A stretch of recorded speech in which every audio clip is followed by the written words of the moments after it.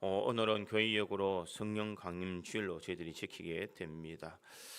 예수님께서 올라가시고 내가 다른 보혜사 성령을 너에게 내려주시겠다라고 약속하셨고 그 약속대로 성령께서 임하셨습니다. 이 성령님께서 오실 그때에 우리 예수님께서는 분명 제자들에게 이 오늘 본문에 있는 말씀들처럼 그들에게 내가 얼마 있지 않으면 이곳을 떠나게 될 것이다 라는 것을 말씀하게 됩니다. 오늘 우리가 읽었던 요한복음 14장에 있는 이 말씀은 예수님께서 십자가에 달려 돌아가시기 전 제자들에게 마지막 만찬하는 그날 밤을 지금 기록하고 있습니다. 예수님께서는 제자들을 사랑하시고 그 제자들을 끝까지 사랑해 주셨습니다. 그런데 예수님께서 이제 십자가에 달려 돌아가신다면 제자들에게는 이 마음에 두려움이 있을 것입니다. 13장에 보면은 이 예수님께서는 제자들에게 한 사람이 나를 팔 것이다라고 이야기했고 베드로에게는 닭이 울기 전에 3번 나를 부인할 것이다 라는 것을 이야기했습니다. 그리고 14장에 넘어오면서 내가 가는 곳을 너희들이 올 수 없다라고 그렇게 이야기를 합니다. 이럴 때 제자들의 마음속에는 이제 예수님이 가시면 어떻게 하실까라는 두려움의 마음이 있었을 것입니다. 그러나 예수님께서는 이 제자들에게 그러나 내가 너희를 고아처럼 내버려 두지 아니할 것이다 라는 것을 말씀하고 있습니다. 그러면서 내가 올라가면 다른 보혜사 성령을 너에게 내려줄 것이다 라는 것을 말씀하고 있습니다. 예수님께서 십자가에 달려 돌아가시고 3일 만에 부활하시고 이제 승천하신 후에 이 제자들이 약속의 이 성령을 기다리는 마음으로 이 마가의 다락방에 모여서 기도하기 시작합니다. 예수님께서는 하늘로 올라가셨고 더 이상 우리들과 함께 있지 아니했지만 예수님께서 말씀하신 대로 보혜사 성령을 보내주겠다라는 그 약속의 말씀을 생각하며 그들은 이 두려운 마음으로 마가의 다락방에서 120명의 문도들이 그곳에서 기도하고 있었습니다. 그들이 기도할 때에 이 성령의 불이 혀같이 그들에게 임하였다 이렇게 이야기를 합니다. 성령이 그들에게 강건적으로 역사하시고 그들에게 나타나심으로 말미암아 이제는 예수님께서 멀리 계시지만 그 예수님이 이 성령으로 통하여서 우리의 마음속에 찾아와 주셔서 이 성령의 은혜를 통하여서 우리는 성령과 동행하며 이 성령의 삶을 살아갈 수 있도록 만들어 주셨다라는 것입니다. 그러기에 더 이상 우리에게는 두려운 마음, 걱정의 마음이 있는 것이 아니라 내 속에서 역사하시는 성령의 은혜를 가지고 우리는 살아갈 수가 있습니다. 성령은 항상 내 마음속에 내주하면서 우리가 어떻게 살아가야 될지 무엇을 해야 될지 우리의 모든 삶을 은혜로 이끌어 주시는 분이 우리 성령님이신 줄 믿습니다. 그러기에 성령께서 이 땅에 오셔서 우리에게 하는 역할이 분명한 줄 믿습니다. 비록 예수님은 떠나 있지만 그 예수님께서는 이곳에 다시 우리 마음속에 성령을 통하여서 말씀을 깨닫게 하시고 그 성령의 인도하심을 따라서 우리가 세상을 이겨나갈 수 있는 은혜를 주셨다라는 것을 말씀하고 있습니다. 그러기에 오늘 본문의 말씀은 성령은 과연 어떤 역할을 하는지를 잘 설명하고 있습니다. 성령님께서 우리 마음속에 들어오셔서 어떤 일들을 하며 어떤 역사를 할까? 저는 오늘 본문의 말씀을 통하여서 이것을 한번 생각해 보므로 이 성령 강림 주의를 통하여서 성령이 내 속에서 들어와서 어떤 일을 하는지를 한번 되새김으로써 오늘 또 우리들이 이 성령과 동행함으로써 성령의 인도하심을 체험하며 살아가고 있는 우리 모든 성도들이 되기를 주님의 이름으로 축원드립니다. 첫 번째로 이 성령의 역할은 우리와 함께 거하신다라는 것을 말씀합니다. 오늘 보면 16절에 보면 이렇게 기록합니다. 내가 아버지께 구하겠으나 그가 또 다른 보혜사를 너희에게 주사 영원토록 너희와 함께 있게 하리니 이렇게 말씀하고 있습니다. 그가 또 다른 보혜사를 너희에게 주사 이렇게 이야기합니다. 여기서 보혜사라는 그 말의 의미는 무엇인가? 헬라어로 이 파라클레토스라는 그런 말입니다. 이 말은 문자적으로 곁에 불러온 자라는 뜻입니다. 도움이 필요한 사람의 곁에 있어서 위로하고 격려하고 변호하고 인도하시는 분, 이 사람이 바로 파라클레토스라는 말입니다. 이 말의 의원을 찾아보면은 로마 시대를 거쳐 볼 수가 있습니다. 로마 시대에 이 사람들이 법정에 있었을 때에 피고인으로서 있을 그때 자신을 위해서 누군가가 변호해 줄 사람이 필요했습니다. 자신의 모든 것을 변호해 줄 사람, 그 사람의 이름을 가리켜서 어떤 사람이라고 칭했느냐? 파라클레토스다, 이렇게 이야기했습니다. 나를 대신해서 변호해 줄 수 있는 사람, 내 모든 상황을 상담을 해서 내 삶을 변호해 주는 것이 바로 파라클레토스, 이 성령이다, 이 보혜사라는 그런 의미가 그 속에 있다라는 것입니다. 또한 이 파라클레토스라는 단어를 다른 곳에도 사용했는데, 그것은 전장에서 병사들을 독려할 때에 이 파라클레토스라는 이 파라클레토스가 이 백성들을, 이 군인들을 격려했다라는 것입니다. 전쟁에 나가면 이 군사들의 사기를 복돋기 위해서 이 장군이 나가서 이 큰 함성으로 서로 독려하고 있습니다. 우리는 반드시 이길 것이다. 우리가 전쟁에 나가면 반드시 승리 얻을 수 있을 것이다. 힘을 내자. 저 이곳 멀리 있는 가족을 생각하며 우리가 이것에 진다면 저 가족들도 무너질 것이다. 우리가 다시 힘을 내자라고 격려하며 독려해 있는 장군이 있는데, 그 사람을 가리켜서 무엇이라고 하느냐? 이 파라클레토스, 이렇게 이야기했습니다. 또한 그뿐만 아니라 이 또 다른 의미의 또 파라클레토스가 있는데, 그것은 슬픔에 빠져 있는 사람, 참 힘들고 지쳐 있는 사람들에게 가서 친한 친구로서 그를 위로해 주는 사람을 가리켜서 파라클레토스다, 이런 의미가 있습니다. 그러기에 이 보혜사 성령의 의미는 어떤 의미가 있는가? 그것은 바로 우리를 변호해 주시는 분, 그리고 우리를 격려하고 독려하고 함께 하시고, 또한 우리에게 참된 위로자와 소망이 되시는 분이 바로 보혜사 성령이다라는 것을 말하고 있습니다. 이 보혜사 성령은 언제든지 나와 함께하고 계시고, 이 우리 편이 되어 주시는 분이 이 보혜사 성령이다라는 것을 말씀하고 있습니다. 예수님께서 또 다른 보혜사라고 말하고 있습니다. 이 말은 예수님이 먼저 보혜사의 역할을 감당하셨다는 것입니다. 예수님께서 보혜사의 역할을 감당하여서 세상에 지치고 상한 영혼들, 그들에게 찾아가서 참된 위로와 소망이 되어 주실 뿐만 아니라 죄로 인하여서 죽어가는 영혼들을 구원하시기 위해서 주님께서는 진정 변호사로, 그리고 위로자로, 그들에게 이 격려자로 친구가 되어 주신 분이 우리 예수님이시다라는 것입니다. 그런데 그 예수님께서 이제 천국에 가시기 때문에 더 이상 이 땅에는 예수님이 없습니다. 그래서 또 다른 보혜사, 이 보혜사의 역할을 감당하는 분을 이 땅에 보내주셨는데, 그분이 누군가? 바로 성령이다라는 것을 말씀하고 있습니다. 그러기에 이 제자들에게 내가 너희와 함께 할 수 없지만 또 다른 보혜사를 너에게 보내줄 것이다. 너에게 친구와 격려자와 변호사, 너희와 함께하는 그 사람을 보내줄 것이다 라는 것을 말씀하고 있습니다.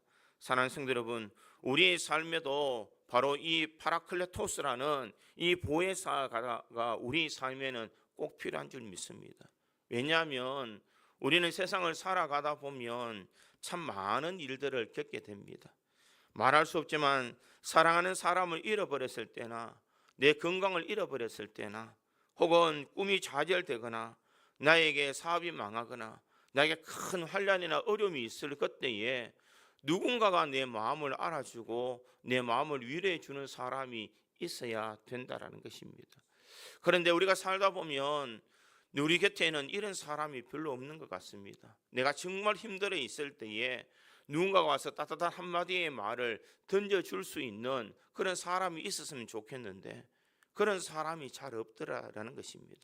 옆에 있는 남편도 아내도 자녀들도 내 마음을 알아주는 사람은 아무도 없다라는 것입니다. 이럴 때에 내 마음에 찾아와 주셔서 내 마음을 정말 어루만져 주시고 참된 위로와 소망을 주시는 분이 누구이신가? 우리 성령님이 우리 마음속에 오셔서 주님의 말씀으로 나를 찾아와 주시고 내 모든 인생의 좌절과 고통 속에서 새 힘과 능력을 얻을 수 있도록 만들어 주시는 참된 위로자가 누구인가? 성령님이시다라는 것입니다. 그러기에 그 성령님께서는 우리의 연약함을 도와주시는 분이신 줄 믿습니다. 내가 힘들 때에 내 곁에서 함께 하셔서 나를 도와주시는 분, 사람들은 내 마음 알아주지 못하지만 주님은 내 마음 알아주셔서 나에게 날마다 용기와 능력을 주시는, 우리 연약함을 도우시는 그 분이 바로 성령님이시다라는 것입니다. 그러기에 우리가 힘들고 지쳐 있을 그때에 우리가 주님 앞에 나와 기도할 때에 이 기도하는 것만으로도 우리의 마음속에 참 무거운 짐을 해결할 수 있는 은혜가 주어질 때가 있습니다. 로마서 8장 26절에 보니 사도 바울은 이렇게 말합니다. 이와 같이 성령도 우리의 연약함을 도우시나니 우리는 마땅히 기도할 바를 알지 못하나 오직 성령이 말할 수 없는 탄식으로 우리를 위하여 친히 간구하시느니라. 이렇게 말합니다. 우리가 살아가다 보면 너무나 큰 일을 당하면 기도할 힘조차 없습니다. 주님 앞에 나와서 기도해야 되는데 내게 당한 이 모든 그 너무나 큰 환난 때문에 우리는 기도할 힘조차 가지지 못할 때가 있습니다. 그저 주여라는 말, 하나님 어떻게 해야 됩니까? 하나님 이 일들을 어떻게 해야 됩니까? 우리는 답답한 마음을 가지고 주님 앞에 나와 그저 눈물을 흘리며 있을 그때에 우리의 연약함을 도우시는 분이 계시는데 그분이 바로 성령이시다라는 것입니다. 우리는 기도할 바를 알지 못하나 오직 성령이 말할 수 없는 탄식으로 우리를 위하여 친히 간구하시느라. 나는 너무나 힘들어서 말할 힘조차 없는 그때에 성령께서 우리 속에 찾아와 주셔서 내 마음과 내 절망과 내 신음까지도 하나님 앞에 들을 수 있도록 탄식으로 우리를 위하여 친히 간구해 주신다. 내 마음, 내 처지, 내 상황을 주님께서 다 아시고 내가 어떻게 기도할지 모를 그때에 성령께서 우리를 대신하여서 우리의 연약함을 도우시는 그런 성령의 은혜를 통하여서 우리는 주님 앞에 나와 기도할 때에 힘과 용기와 또 위로와 소망을 가지고 살아갈 수가 있는 줄 믿습니다. 그 성령은 날마다 우리와 함께 하셔서 우리의 필요한 모든 것을 채워주시고 우리를 인도해 주시는 분이신 줄 믿습니다. 과거의 사람들은, 이 구약의 사람들은 하나님을 만나기 위해서는 그들은 성전을 찾았습니다. 성전에서 제사를 드리면서 하나님의 인자함을 그들은 경험했습니다. 그런데 이 신약에 사는 우리들에게는 더 이상 이 제사를 통하여서 주님을 찾아오는 이 장소에 제한적이 있는 것이 아니라 성령님께서 누구든지 예수 그리스도를 믿는 사람, 회개하고 예수 이름으로 세례를 받은 사람에게 성령을 선물로 그 사람들에게 주셨다라는 것입니다. 그리고 그 성령이 우리의 마음속에 계시는 줄 믿습니다. 그 성령은 우리와 함께 계신다는 것입니다. 내가 너무나 힘들고 있다 할지라도 성령은 멀리 계시다가 와서 도와주시는 것이 아니라 내 마음속에 찾아와 주셔서 내 마음속에서 역사하고 계시는 분이 성령이다라는 것입니다. 그래서 성령은 우리의 연약함을 도와주시고 우리와 함께하고 계시는 분이신 줄 믿습니다. 그리고 우리의 작은 신음에도 응답하시는 그 주님께서 성령이 말할 수 없는 탄식을 통하여서 우리가 주님을 바로 알 수 있는 은혜를 주시는 줄 믿습니다. 우리가 연약할 때도, 우리가 실패했을 때도, 우리는 심지어 죄를 지었을 때도 성령은 우리를 떠나지 않으시고 우리와 함께하고 계시는 줄 믿습니다. 그러기에 성령의 놀라운 은혜를 통하여서 우리는 힘있게 살아갈 수가 있습니다. 오늘 본문 17절에 보면 이것을 더 분명하게 우리에게 이야기하고 있습니다. 17절에 있는 말씀을 보면 이렇게 기록합니다. 그는 진리의 영이라 세상은 능히 그를 받지 못하나니 이는 그를 보지도 못하고 알지도 못함이라. 그러나 너희는 그를 아나니 그는 너희와 함께 거하심이요 또 너희 속에 계시겠습니다. 이렇게 말하고 있습니다. 여기 보면 세상 사람들은 성령을 보지도 못하고 알지도 못한다. 보지도 못하고 알지도 못한다는 것은 그저 눈으로 보는 것을 의미하는 것이 아닙니다. 여기서 보지도 알지도 못한다는 것은 이해하지도 못하고 깨닫지도 못한다는 것입니다.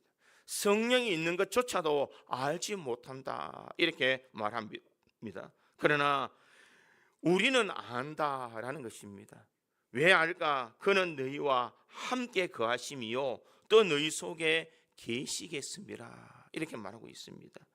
우리가 세상에서 알 수 있는 것은 바로 믿는 사람들에게는 성령이 알 수 있도록 성령께서 우리의 마음에서 깨달음을 줄 수 있도록 영적인 감각을 허락해 주신다는 것입니다. 그는 너희와 함께 거하심이요 이렇게 이야기합니다. 우리 곁에 함께 계신다는 것입니다. 그뿐만 아니라 또 너희 속에 계시겠습니다.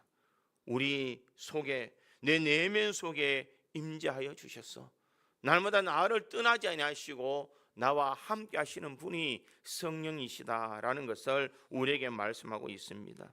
그러기에 믿는 자들에게는 우리의 마음이 결국 성령의 전이다라는 것입니다. 성령 멀리 계신 분이 아니라 항상 내 속에서 우리와 함께 하시고 내 마음 속에 내 속에서 성령께서 내재하고 계심을 우리에게 말하고 있습니다. 그러기에 고린도전서 6장 19절은 이렇게 말합니다. 너희 몸은 내가 하나님께로부터 받은 바 너희 가운데 계신 성령의 전인 줄을 알지 못하느냐? 너희는 너희 자신의 것이 아니라, 이렇게 말합니다. 우리 몸이 성령이 거하시는 전이다, 이렇게 말하고 있습니다. 하나님이 우리와 함께 하심을 우리가 나타내기 위하여 성령이 우리를 그와 같이 내버려 두지 아니하시고 언제나 우리와 함께 해 주시는 줄 믿습니다. 그러기에 우리는 한없이 나약하지만 내 속에 있는 성령께서는 날마다 우리를 붙들어 주시는 줄 믿습니다. 그러기에 나는 혼자가 아니라 나와 함께 하시는 성령이 내 속에서 역사하고 계시는 줄 믿습니다. 지금 현재 사는 수많은 사람들은 얼마나 많은 그런 병들이 일어나고 있습니까? 요즘 시대에 들어서 과거보다 더 많은 의술이 발달되었지만 현재 더 많은 병들이 일어나고 있는 것은 정신적인 질병을 앓고 있는 사람들이 그렇게 많다 이야기합니다. 우울증을 앓고 있는 사람이나 공황장애를 겪고 있는 사람들이 더 많이 늘어났다라고 이렇게 이야기합니다. 왜 그럴까? 그들의 마음속에는 늘 불안한 마음, 세상을 향하여서 자신이 누군가가 도와줄 수 없는, 나는 그와 같은 인생의 삶을 살아간다라고 서로 비관하기 때문에 사람들은 우울을 가질 수밖에 없다라는 것입니다. 그렇게 사랑해서 결혼했던 남편도, 그렇게 사랑했던 아내도 나를 외면하고 떠나버리는 것처럼 보이고 나는 버려진 것처럼 느껴질 때가 될 때에 사람들은 우울한 마음을 가진다라는 것입니다. 그렇게 잘 나가고 그렇게 좋아하던 친구들이 사업이 망함으로 다 떠나가 버리고 나에겐 더 이상 어떤 힘도 어떤 능력도 없을 그때에 우리에게 찾아오는 것은 세상과 마치 이 동떨어진 삶을 살아가고 싶은 이 공황장애를 겪게 된다라는 것입니다. 이럴 때 누군가가 내 곁에서 나를 도와줄 사람이 누가 있느냐는 것입니다. 그러기에 이 시대에는 많은 사람이 내 속에 성령이 계심에도 불구하고 그것을 알지 못하여 이런 혼란을 겪고 있는 사람들이 많다라는 것입니다. 가정은 파괴되어지고 인간관계는 단절되어지며 개인적인 이기주의는 더 팽배하게 사람들을 외롭게 만드는 그런 시대가 바로 이 시대의 삶이다라는 것입니다. 이럴 때에 우리 믿는 성도들에게는 우리를 떠나지 않으시고 우리와 함께 하시는 성령님이 계시는 줄 믿습니다. 내가 너희와 항상 함께 할 것이다. 사랑하는 성도 여러분, 우리는 혼자가 아닌 줄 믿습니다. 내 마음과 내 처지를 아시고 내 모든 심령을 아시는 성령께서 내 속에서 나와 함께하고 계시는 줄 믿습니다. 한번 따라하겠습니다. 나는 혼자가 아니다. 성령께서 나와 함께 계신다. 여러분, 이 사실을 우리가 놓치지 마시기를 바랍니다. 성령, 우리가 가장 큰 역할은 무엇이냐? 성령은 내 속에서 들어와 주셔서 나와 함께 하시고 나를 떠나지 않으시며 내 형편과 처지를 다 아시고 우리를 도와주시는 분이 성령님이시다라는 것을 기억하고 그 성령의 도우심을 바라보며 믿음의 길을 행할 수 있는 우리 믿음의 성도들이 되기를 주님의 이름으로 축원드립니다. 두 번째로 이 성령의 역할은 진리의 영으로 우리를 인도하시는 분이십니다. 오늘 보면 17절 상반절을 다시 보면 그는 진리의 영이라 세상은 능히 그를 받지 못하나니 이는 그를 보지도 못하고 알지도 못함이라, 이렇게 말합니다. 성령을 가리켜서 진리의 영이다 이렇게 말하고 있습니다. 성령의 본질적인 성격은 무엇이냐? 진리 자체라는 것입니다. 진리를 가르치고 진리를 인도하는 분이 바로 성령이다라는 것입니다. 그런데 문제는 진리라는 것이 무엇이냐라는 것입니다. 진리는 바로 예수 그리스도를 진리다라고 말합니다. 요한복음 14장 6절에 보면 내가 곧 길이요 진리요 생명이라 이렇게 예수님께서 말씀하셨습니다. 그리고 요한복음 16장 13절에 보니 그러나 진리의 성령이 오시면 그가 너희를 모든 진리 가운데로 인도하시리니 이렇게 말씀하고 있습니다. 성령께서 우리 속에 오셔서 무엇을 하느냐? 내 속에서 이 진리가 되시는 예수 그리스도를 우리를 인도해 주신다는 것입니다. 내가 세상을 살아가지만 내가 어떤 믿음의 길을 달려가고 어떤 신앙의 삶을 살아가며 내가 예수 그리스도와 함께 동행하는 은혜의 삶이 어떤 것인지를 성령께서 내 마음속에서 항상 우리 인생을 이끌어 주신다는 것입니다. 세상을 살아가지 않고 세상을 이겨나갈 수 있는 믿음을 가지고 살아갈 수 있도록 성령께서 우리의 마음을 주관하여 주셔서 그 진리의 영 되신 성령께서 우리가 이 시대를 바르게 살아갈 수 있는 은혜를 주신다라는 것입니다. 여러분, 세상에는 가짜가 참 많습니다. 가짜 뉴스도 있고 이 가짜 물건도 있고 이 가짜가 수들어간 이때에 진정 이 진리가 무엇인지를 우리가 깨닫는다면 그 진리를 향해서 우리는 달려갈 수가 있습니다. 사람들도 가짜가 얼마나 많은지 모릅니다. 예수 믿는 사람들도 가짜로 믿는 사람들이 참 많습니다. 다 주여 주여 하는 것처럼 보이지만 내 마음속에 아직까지 예수 그리스도를 영접하지 못하고 아직까지 내 마음속에 구원의 확신이 없는다면 우리는 이 자리에 앉아있지만 이 자리에서 내가 온전한 진리를 따라가는 사람이라고 말할 수가 없다는 것입니다. 그 모습이 중요한 것이 아니라 우리 마음이 중요합니다. 우리의 그 사람이 중요한 것이 아니라 우리의 속 사람이 중요하다는 것입니다.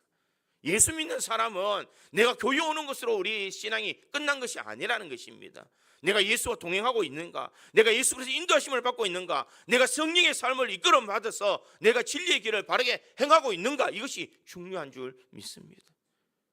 그러기에 우리가 한 시간 드리는 예배가 중요한 것이 아니라 내 속에 진리 되신 성령을 통하여서 우리가 성령의 인도하심을 따라 진리 되시는 예수 그리스도를 닮아가는 신앙의 삶을 살아가는 것, 이것이 바로 우리들이 가져야 될 삶이라는 것입니다. 결국 성도는 예수를 닮아가는 인생의 삶을 살아가야 됩니다. 내가 교회를 아무리 오래 다녔다, 내가 많은 이 직분을 가지고 있다, 나는 하는 일들이 많다, 이것이 중요한 것이 아니라 내가 정말 예수를 닮은 삶을 살아가고 있는가라는 것입니다. 내가 예수의 마음을 가지고 내가 세상 속에서 내가 살아가고 있느냐라는 것입니다. 나는 세상에 나와서 별 볼 일 없지만 내 속에 성령의 역사를 통하여서 내 모든 말과 행실과 내 모든 삶이 예수를 위한 삶이고 예수를 닮아가는 삶을 살아가는 것, 이것이 바로 성도들이 가져야 될 삶의 모습이라는 것입니다. 내가 어떻게 살아가야 예수를 닮아가고, 내가 어떻게 살아가야 예수의 인도하심을 받으며, 내가 어떻게 살아야 진리 가운데 살아갈 수 있는가, 내 속에서 역사하시는 성령께서 우리를 이끌어 주시는 줄 믿습니다. 내가 어떻게 살아가는 것이 성령께서 우리의 마음을 이끌어 주시는지를 우리들을 통하여서 깨닫도록 인도해 주시는 줄 믿습니다. 죄와 사망의 법에서 우리를 해방을 시키시고 참된 자유를 누릴 수 있는 은혜를 주실 뿐만 아니라 하나님의 감동을 통하여서 우리가 말씀을 들을 때에, 말씀을 읽을 때에 성령의 이끄심을 받아서 이것이 진리의 말씀으로 나에게 다가올 수 있는 은혜를 주시는 분이 성령이시다라는 것입니다. 그러기에 세상의 악한 영을 쫓아 살아가는 것이 아니라 성령의 은혜를 덧입어서 성령의 인도하심을 받는 사람이다라는 것입니다. 고린도서 2장 10절에 보니 오직 하나님이 성령으로 이것을 우리에게 보이셨으니 성령은 모든 것 곧 하나님의 깊은 것까지도 통달하시느니라. 성령께서 뭐 하시는가? 하나님의 깊은 뜻까지도 통달하신다. 이것을 통해서 우리들을 깨닫도록 하셔서 우리에게 가르쳐 주셔서 우리가 하나님의 깊은 뜻이 무엇인지를 분별하며 살아갈 수 있도록 성령께서 인도해 주신다라는 것입니다. 그러기에 성령은 진리의 영으로 우리가 선과 악을 분별할 수 있을 뿐만 아니라 하나님의 뜻이 무엇이고 하나님의 뜻이 아닌 것이 무엇인지를 깨달을 수 있도록 만드신다는 것입니다. 우리가 그렇게 성령의 인도하심을 따라 예수 그리스도를 닮아갈 때에 우리 인생이 바뀌어지게 됩니다. 과거의 나의 삶보다는 예수 믿고 난 뒤의 나의 삶이 점점 변화되어진다는 것입니다. 이 과정을 이 교리적으로 보면 성화의 단계다 이렇게 이야기합니다. 내 모습이 점점 바뀌어져 가는 것입니다. 과거에는 세상에서 술을 마시고 세상 쾌락을 즐기고 내가 원하는 대로 살아가는 것이 나의 기쁨인 줄 알았는데, 내가 예수 그리스도를 믿고 성령께서 내 마음속에 임재하여 주셔서 내가 과거의 모습을 청산하고 지금의 삶에서 내가 변화된 삶, 예수를 닮아가는 삶으로 바뀌어져 가고 있는 이 삶이 바로 성화의 단계로 인도해 주시는 성령의 이끄심이 있다는 것입니다. 그러기에 이 성령께서 우리에게 오셔서 죄에 대해서, 의에 대해서, 심판에 대해서 우리가 세상을 책망하시는 은혜를 통하여서 우리가 세상을 바로 살아갈 수 있도록 만들어 주신다라는 것입니다. 그러기에 사랑하는 성도 여러분, 우리는 성령의 인도하심을 잘 받아야 될 줄 믿습니다. 우리가 기도할 때도 성령은 분명 우리를 이끌어 주십니다. 우리가 예배할 때도 성령께서 이곳에 임재하여 주셔서 우리의 마음을 주관해 주시는 분이 성령이신 줄 믿습니다. 우리가 찬송을 부를 때도 아무도 없이 찬송을 부르는 것이 아니라 찬송의 가사가사가 내 마음속에 사무칠 수 있는 그 은혜는 성령께서 내 마음속에 신호를 보내고 있는 과정인 줄 믿습니다. 그러기에 찬송을 불러도 나의 마음에는 기쁨이 넘쳐나고, 예배를 드려도 주의 임재함을 경험할 수 있으며, 내가 주님의 은혜를 통하여서 내가 늘 감격과 감사의 삶을 살아갈 수 있는 비결은 무엇이냐? 성령께서 내 속에 역사하고 계실 때에, 진리의 영 되신 분이 우리를 진리로 이끌어 주실 때에 우리의 삶은 그렇게 바뀌어지고 성화되어져 가는 줄 믿습니다. 그러기에 그와 같은 은혜를 받은 사람은 성령의 이끄심대로 우리가 순종하며 살아갈 수가 있는 줄 믿습니다. 어디를 가든지 성령께서 우리의 마음을 주관해 주시고 진리의 영이 우리를 인도해 달라고 우리가 간구하며 주님 앞에 나갈 때에 성령께서 우리의 삶을 은혜로 이끌어 주실 줄 믿습니다. 우리는 가끔 사람들이 와서 저에게 목사님 물어볼 게 있습니다. 어떻게 하면 될까요? 라고 이렇게 질문할 때가 있습니다. 그런데 가만히 들어보면요, 답은 본인들이 다 가지고 있어요. 어떻게 살아가는 거 알고 있어요. 그런데 와서 물어봅니다. 왜 물어볼까요? 확인하고 싶어서 물어봅니다. 잘못된 것을 아는데 혹시 목사님 입에서 다른 말 나오면 그게 맞는갑다라고 해서 나는 다르게 하고 싶은 마음이 있다는 거죠. 그런데 성령께서는 벌써 내가 물어보기 이전에 내 마음속에 어떤 것이 주님께서 기뻐하시는 일인지를 우리에게 가르쳐 주십니다. 그 성령께서 우리의 삶을 은혜로 이끌어 주신다는 것입니다. 그러기에 성령께서 내 마음속에 강력하게 요구하실 때는 그 성령의 인도하심을 받아서 우리는 그대로 행하는 삶이 성령의 인도하심을 받는 신앙의 길인 줄 믿습니다. 오늘 내 마음속에 역사하시는 그 성령의 은혜를 바라보면서 성령의 진리 되신 성령의 인도하심을 받아서 세상을 지혜롭고 세상을 명철하게 살아서 세상을 이겨나갈 수 있는 우리 믿음의 성도들이 되기를 주님의 이름으로 축원드립니다. 세 번째로 이 성령의 역할은 예수님과 연합하는 삶을 살아가도록 하십니다. 오늘 본문 19절에 보니 이렇게 기록하고 있습니다. 19절의 말씀에 보니 조금 있으면 세상은 다시 나를 보지 못할 것이로되 너희는 나를 보리니 이는 내가 살아있고 너희도 살아있겠음이라. 이렇게 말씀하고 있습니다. 여기서 보면 조금 있으면 세상은 다시 나를 보지 못할 것이로되 이런 말입니다. 이 말은 예수님께서 조금 있으면 십자가에 달려 돌아가실 것이라는 것입니다. 예수님께서 십자가에 달려 돌아가시면 세상은 다시 예수를 보지 못하지만 너희는 나를 보리니 이렇게 말합니다. 이는 내가 살아있고 너희도 살아있겠음이라 이렇게 말하고 있습니다. 예수님께서는 부활하셨고 그 부활하신 예수님께서는 사망 권세를 깨뜨리고 구원하셔서 수많은 사람들에 보이신 후에 하늘나라로 올라가셨습니다. 그런데 그 예수님께서 올라가심으로 세상에 있는 사람들은 다 예수님을 볼 수 없지만은 성령께서 다시 우리에게 내려오셔서 우리와 함께하여서 예수 그리스도는 하늘에 있고 우리는 이 땅의 삶을 살아가지만 성령을 통하여서 하나가 되는 연합의 은혜를 주셨다라는 것입니다. 그러기에 그 예수께서 우리 속에 들어와 주셔서 영적인 눈을 열어 주셔서 예수를 보게 하신다는 것입니다. 에베소서 1장 17절에서 18절에 보니 사도 바울은 이렇게 증언합니다.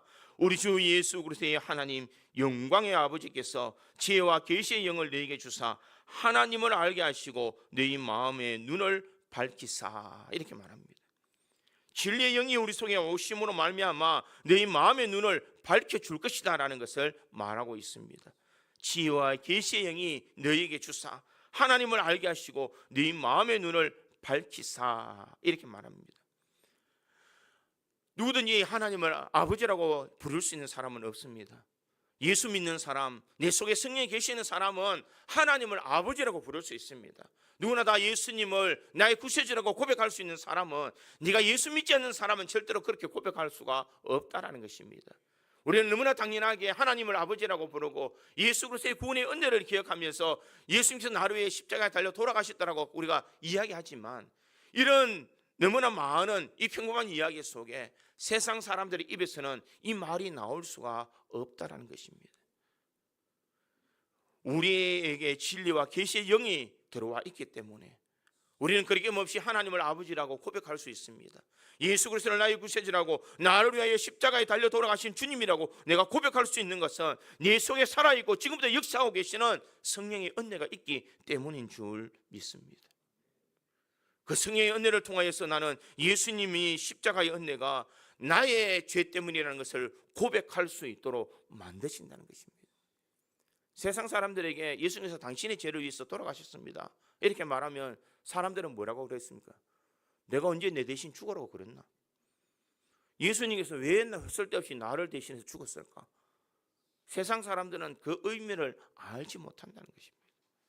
그러나 내 속에 성령께서 우리 속에 있을 때에 진리 가운데 우리를 이끌어 주실 뿐만 아니라 예수 그리스도와 연합을 통하여서 예수 그리스도의 십자가의 죽음이 나의 죽음이요, 예수의 십자가의 죽으심으로 말미암아 내가 죄사함의 은혜를 누리고 그 예수 그리스도를 믿음으로 말미암아 내가 하늘의 소망을 가지고 살아갈 수 있는 진정한 예수 그리스도의 연합을 우리에게 말씀하고 계신다라는 것입니다. 그러기에 예수님께서 살아계신다면 우리 또한 살아있는 줄 믿습니다. 예수님이 부활하셨다면 우리 또한 예수님처럼 부활할 줄 믿습니다. 이것이 바로 우리가 예수 그리스도와 연합의 이야기를 말하고 있습니다. 그러기에 믿음의 성도는 어느 곳에 있든지 우리가 예수 안에 살아가는 존재인 줄 믿습니다. 그리고 오늘 본문 20절은 이렇게 마지막으로 결론을 맺고 있습니다. 20절에 보니 이렇게 말합니다. 그 날에는 내가 아버지 안에, 너희가 내 안에, 내가 너희 안에 있는 것을 너희가 알리라. 이 그날이라는 것은 언제인가? 성령께서 오실 그때에, 성령께서 내 마음속에 있는 그때에는 내가 아버지 안에, 너희가 내 안에, 내가 너희 안에 있는 것을 너희가 알리라, 이렇게 말하고 있습니다. 내가 아버지 안에라는 것은 예수님과 하나님은 하나의 연합체라는 것을 이야기하고 있습니다. 예수님께서는 요한복음 10장 30절에 나와 아버지는 하나이니라 이렇게 말씀하셨습니다. 예수 그리스도와 하나님은 이 삼위일체 하나님으로서 하나의 연합체임을 말하고 있습니다. 그뿐만 아니라 너희가 내 안에라고 그렇게 말하고 있습니다. 누구든지 성령이 내 속에서 역사하실 때에 우리는 예수 안에 온전히 거하는 삶을 살아가고 있습니다. 또한 내가 너희 안에라는 것은 결국 우리가 이 삶이 예수 그리스도에서 내 속에서 역사하시는 삶이라는 것입니다. 그리고 예수를 믿고 내가 예수 그리스도를 영접하고 성령이 내 속에 내주하는 사람은 이제는 내가 나를 위해서 살아가는 삶이 아니라 예수 그리스도를 위한 삶을 살아갈 수 있는 줄 믿습니다. 그리고 갈라디아서 2장 20절은 이렇게 우리에게 말합니다. 내가 그리스도와 함께 십자가에 못 박혔나니 그런즉 이제는 내가 사는 것이 아니요 오직 내 안에 그리스도께서 사시는 것이라. 이 모든 삶은 성령께서 우리 속에 역사해 주실 때에 이제는 나를 위해서 살아가는 삶이 아니라 예수 그리스도가 내 속에서 살아계신다라는 것을 우리에게 말씀하고 있습니다. 사랑하는 성도 여러분, 우리는 세상의 죄 가운데 있던 존재였지만 이제는 예수 그리스도와 함께 연합된 존재로 변화된 삶을 살아가는 사람인 줄 믿습니다. 여러분, 저는 농촌에서 자랐습니다. 생기기는 서울 사람 같죠? 이 웃는 의미는 뭔지는 잘 모르겠는데 다들 생긴 것은 서울 사람인 것처럼 보이지만 저는 이 농촌에서 살았습니다. 그런데 농촌에 살다 보면 제가 청도의 고향인데 이 청도에 보면 감이 참 유명합니다. 그런데 감나무는 처음부터 이 감나무로 자라나는 것이 아니라는 것입니다. 여러분 깨암나무라고 아십니까? 그 깨암나무를 밑에 밑둥이를 남겨두고 위에서 자르게 됩니다. 그리고 좋은 품종의 이 나무를 가져와서 거기에 젖을 붙입니다. 그래서 이제 묶어 놓으면 처음에는 조금 시들하게 있다가 이 뿌리에 있는 이 영양분을 받으면서 나무가 건강하게 자라나게 됩니다. 그러면 이 나무는 뿌리가 건강하여서 이 많은 수분을 영양분을 공급받지만 그 원래의 종자는 이 좋은 감나무로의 이 종자를 젖붙임을 받았기 때문에 좋은 열매를 맺게 된다라는 것입니다. 우리는 이 뿌리는 죄 가운데 있는 뿌리입니다. 그러나 우리의 있는 위에 있는 좋은 열매는 예수 그리스도를 통하여서 우리는 좋은 열매로 젖붙임을 받은 존재인 줄 믿습니다. 이것이 바로 그리스도의 연합인 줄 믿습니다. 내 원래 뿌리는 보잘것없는 가장 가치 없는 존재지만 가치 있는 예수께서 우리에게 접붙임이 되어 주셔서 우리는 거듭난 인생으로 우리는 고귀한 삶을 살아갈 수 있도록 만들어 주신다는 것입니다. 우리는 예수 그리스도의 연합된 존재인 줄 믿습니다. 예수님과 동행하는 삶을 살아가는 존재입니다. 그러기에 우리가 살아가는 모든 삶은 누구와 동행하며 살아가는가? 내 속에서 역사하시는 성령님께서 예수 그리스도와 연합된 삶을 살아갈 수 있도록 우리를 인도해 주시는 줄 믿습니다. 그러기에 우리는 예수 그리스도와 연합된 사람으로 이제는 세상을 향하여서 우리가 바른 믿음, 바른 신앙의 삶을 살아가야 될 줄 믿습니다. 그러기에 우리의 모든 삶이 이제는 예수와 연합된 삶을 통하여서 세상 속에 살아가지만 세상에서 예수의 향기를 드러낼 수 있는 우리 믿음의 성도들이 되기를 간절히 소망합니다. 성령 강림 주일은 그저 하나의 이 절기로 보내는 것이 아니라 성령께서 우리 속에 역사해 주셔서 우리가 어떤 삶을 살아가는지를 우리가 반드시 깨달아야 될 줄 믿습니다. 성령은 우리와 함께 하시는 보혜사 성령인 줄 믿습니다. 이 성령님께서는 진리의 영으로 우리 인생을 인도해 주시는 분이신 줄 믿습니다. 성령님은 예수님과 연합하는 삶을 살아갈 수 있도록 만들어 주시는 줄 믿습니다. 오늘 이 성령의 인도하심을 받아서 우리들이 예수님과 함께 진리의 영의 인도함을 받으며 예수와 연합된 삶을 살아가는 우리 믿음의 성도들이 되어서 우리가 세상을 넉넉히 이겨나갈 수 있는 우리 모든 성도들이 되기를 주님의 이름으로 축원드립니다.